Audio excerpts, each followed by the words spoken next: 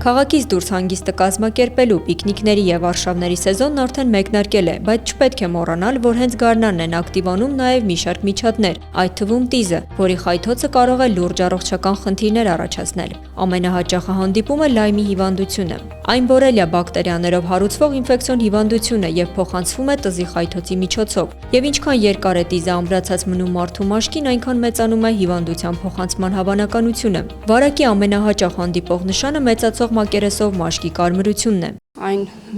գնալով մեծանում է,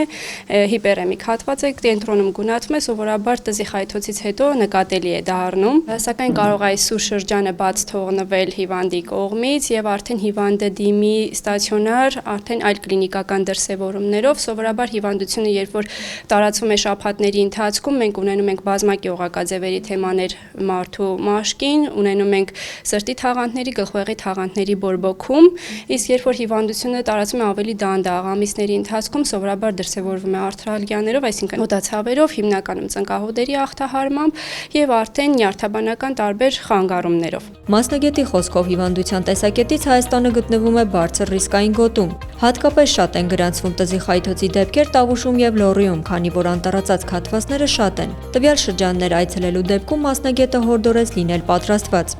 Մանատիպ վայրեր այցելիս անհրաժեշտ է հագնել երկարատև հագուստ, տաբատ, անպայման երկարաճիտ կոշիկներ, մաշկին քսել օրինակ ռեպելենտներ միջատասպան, իսկ հագուստին քսել պերմետրին, որը կանխում է տզերի ամրացումը հագուստին կամ մաշկին եւ արդեն նման տարածքներ այցելիս անհրաժեշտ է հագնել բաց գույնի հագուստ, տզերը ավելի նկատելի դարձնելու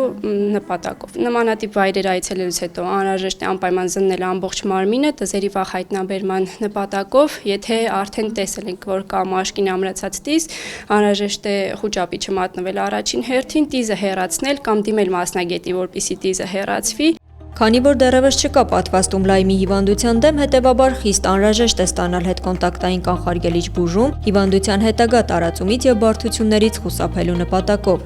Քանի որ այս շրջանում ակտիվացել են արշավները դեպի լեռներ, դեպի անտառացած հատվածներ, սովորաբար դիմելությունը այս շրջաններում բարձրանում է։ Լայմի հիվանդության ոչ ժամանակին եւ ոչ ճիշտ ախտորոշման ու բուժման հետևանքով առաջանում են բարդություններ, որոնք ազդում են հիվանդի կյանքի որակի վրա։